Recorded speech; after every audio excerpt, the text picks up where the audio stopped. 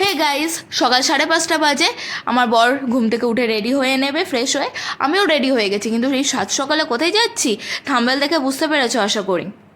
তো যাই হোক, আমি, আমার বর, আমার শ্বশুর শাশুড়ি সবাই মিলে বেরিয়ে পড়লাম।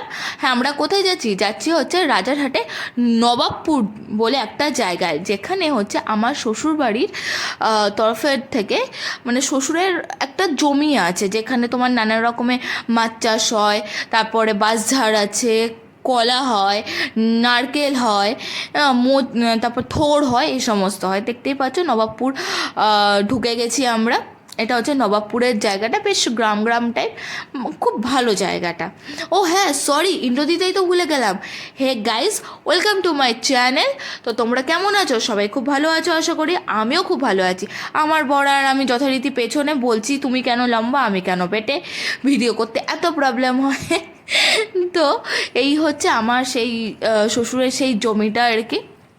এখানে পুকুরে আর কি মাছ চাষ করা হয়।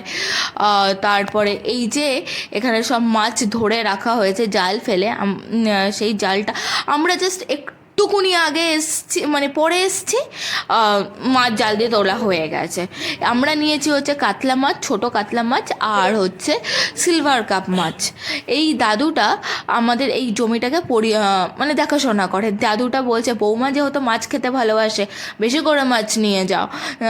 হ্যাঁ, আমি সত্যি মাছ একটু বেশি খেতে ভালোবাসি। মানে মাছ ছাড়া ভাত কী করে খেতে হয় আমার, মানে আমার ঠিক মাছ ছাড়া ভাতটা ঠিক আসে না। এই দেখো, এখানে কলার গাদি, ডাব, থোড়, এই সমস্ত রয়েছে। এগুলো সমস্ত কিছু নিয়ে আমরা গাড়িতে ভরে আমরা বাড়ির উদ্দেশ্যে রওনা দেব।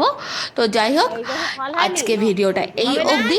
ভালো লাগলে লাইক, কমেন্ট, শেয়ার আর অবশ্যই সাবস্ক্রাইব করতে ভুলবে না। আর ততক্ষণের জন্য টাটা, বাই বাই। আর হ্যাঁ, একবার জায়গাটা দেখে নাও, খুব সুন্দর জায়গাটা।